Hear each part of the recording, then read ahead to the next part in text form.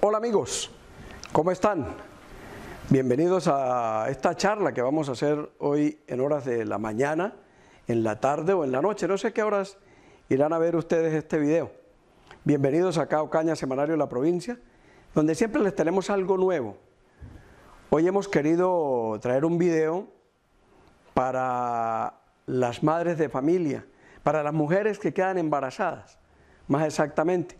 Por lo tanto, interesa tanto a los esposos como a las mujeres que son gestantes y van a dar a luz. Estuvimos dialogando con un reconocido médico ocañero, un perinatólogo especializado en medicina, en cirugía fetal. Cirugía fetal quiere decir que el doctor Libardo Gómez Castro, que es a quien vamos a tener acá, para que nos explique sobre los embarazos de alto riesgo. Cirujano fetal es que opera el feto dentro de la barriguita de la mamá. Es ocañero.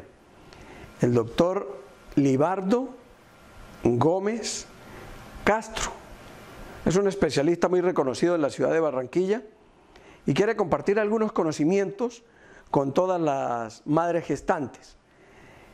En este momento vamos a hablar del embarazo de alto riesgo.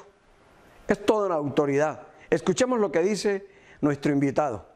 Bueno, porque cuando hablamos de embarazos de alto riesgo hacemos referencia entre un 25 y un 35% de todas las mujeres embarazadas. ¿Qué quiere decir esto? Que de 100 mujeres, aproximadamente 30 deberían ir a una unidad de perinatología o de medicina fetal, puesto que este embarazo va a estar afectado por alguna noxa que pudiese llevar a que la evolución no sea la que uno espera, bien sea porque hay un resultado que no es el adecuado en la mamá, o bien sea porque puede haber un problema en el producto o en los productos cuando son embarazos gemelares.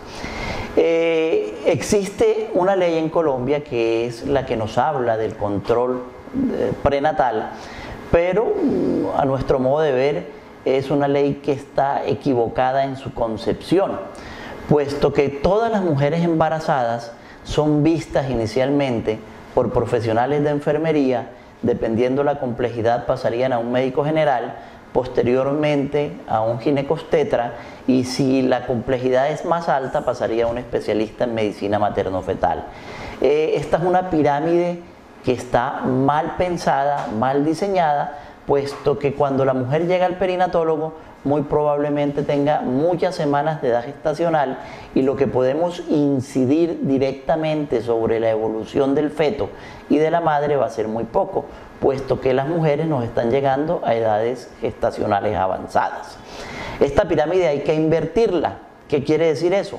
Que el profesional que más conoce o que mejor maneja los embarazos en las mujeres y más los embarazos complicados deben ser los primeros en evaluar el embarazo y de ahí definir el riesgo individual de cada mujer y establecer cuál puede ser manejada por una enfermera profesional, cuál puede ser manejada por un médico general y cuál debe ser manejada por el especialista en ginecología y obstetricia o el perinatólogo. Entonces, después de saber que esa pirámide está mal diseñada y que debemos invertir esa pirámide, pues nos queda un 30% de pacientes que en algún momento tenemos que ver, puesto que las clasificamos como embarazos de alto riesgo. ¿Y cómo dividimos las patologías o los embarazos de alto riesgo? Bueno, hay diferentes noxas maternas por enfermedades preexistentes. Cualquier mujer que tenga una enfermedad preexistente ya tiene un embarazo de alto riesgo. Llámese que tenga diabetes, que tenga hipertensión, que tenga enfermedades del colágeno, que tenga cualquier enfermedad preexistente que pueda alterar la evolución del embarazo como tal. Otro rango muy importante es la edad de las mujeres hoy en día. Hoy en día, debido a la profesionalización de las mujeres y al desarrollo de su vida laboral, muchas de ellas posponen la maternidad para edades mayores de 30, 35, 40 años. Y el hecho de tener 35 años, pues ya cualquier ser humano por encima de 35 o 40 años va a tener cierto grado de intolerancia a los carbohidratos, cierto grado de arteriosclerosis, cierto grado de alteraciones en los niveles de presión arterial, y solamente por tener esta edad ya lo podríamos considerar un embarazo de alto riesgo. Aparte de que a mayor edad materna, mayor es la probabilidad de enfermedades de tipo citogenético, principalmente el síndrome de Down y bueno, lo que son trisomías 13, 18, 21, Turner, bueno, cualquiera de estas que se relaciona directamente con la edad de la mujer. Entonces miren que solamente si miramos mujeres con enfermedades preexistentes y mujeres con edad materna avanzada, pues ya tenemos un grupo poblacional bien alto. Pero resulta que hoy en día nosotros hacemos una gran cantidad de screening en las mujeres embarazadas para tratar de establecer el riesgo. A ver, y explico. Cuando yo tengo una mamá que es hipertensa o que tengo un antecedente de que la madre es hipertensa, pues muy probablemente yo no necesito hacer ningún screening porque ya yo sé que la señora es hipertensa y que muy probablemente pues va a tener riesgo de preeclampsia, de restricción de crecimiento, de abruptio de placenta, de todo lo relacionado con su hipertensión de base. Los cálculos de riesgo y los screening que hacemos los debemos hacer principalmente en los pacientes de bajo riesgo, en aquella mujer que yo no detecto ningún riesgo en su historia clínica, pero que yo me puedo valer de herramientas para mirar cuál es la probabilidad de que me desarrolle una preeclampsia, o cuál es la probabilidad de que me desarrolle una alteración del crecimiento fetal, o cuál es la probabilidad de que este bebé que tiene esa mamá tenga un síndrome de Down, pero eso lo hacemos en mujeres de bajo riesgo. Si yo tengo una mamá embarazada de 45 años, pues por el solo hecho de tener 45 años, ya esa mamá tiene una alta probabilidad de tener un bebé con un síndrome de Down. Puedo hacer un cálculo de riesgo para mirar si el riesgo se mantiene, si es más alto y es más bajo, para tomar la decisión de hacer un procedimiento invasivo.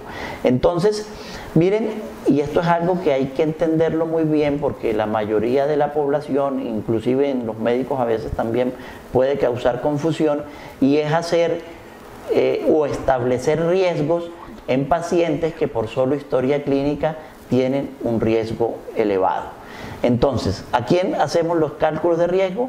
A toda la población, pero principalmente a aquellas mujeres en las que yo no tengo ningún riesgo determinado. De ahí es lo que decía inicialmente, que la pirámide de la evaluación de la mujer embarazada la tenemos al revés.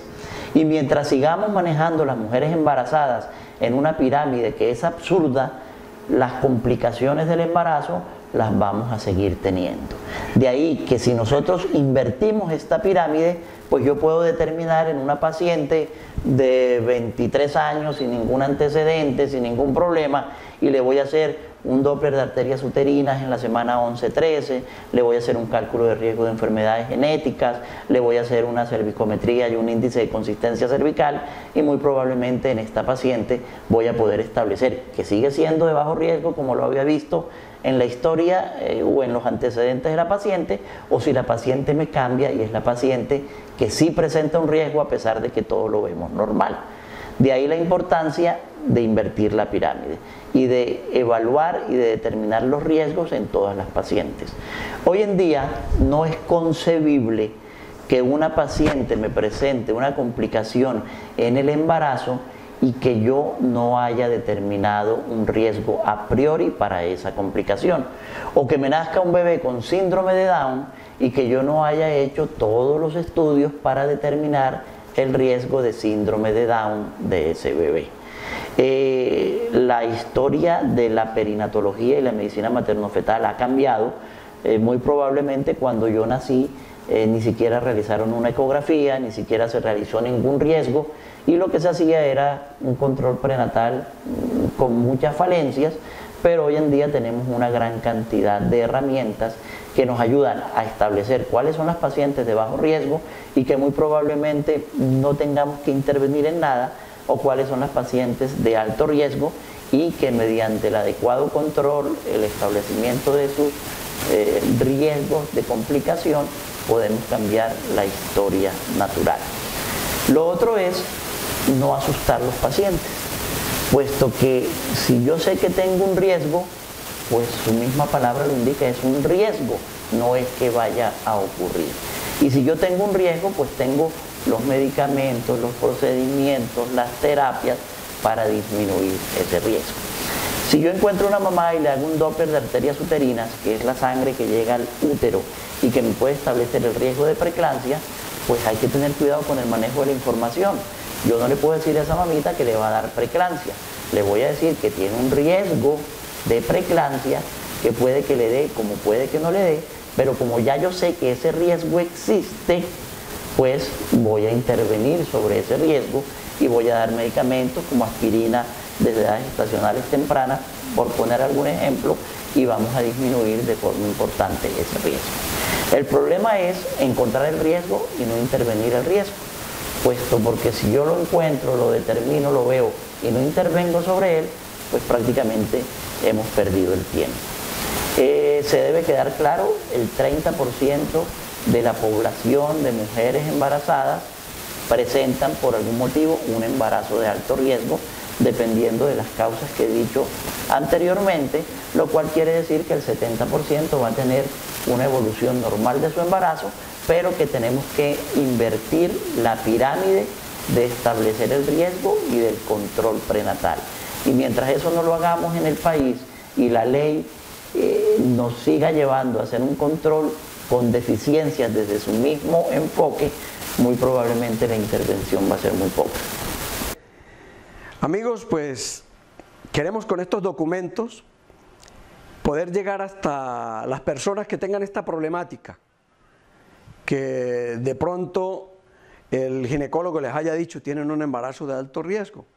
Ahí tienen algunas dudas aclaradas sobre las difíciles situaciones que viven las madres, sobre todo las primerizas, las parejas cuando van a tener familia, como decimos popularmente, y se les presentan algún tipo de complicaciones.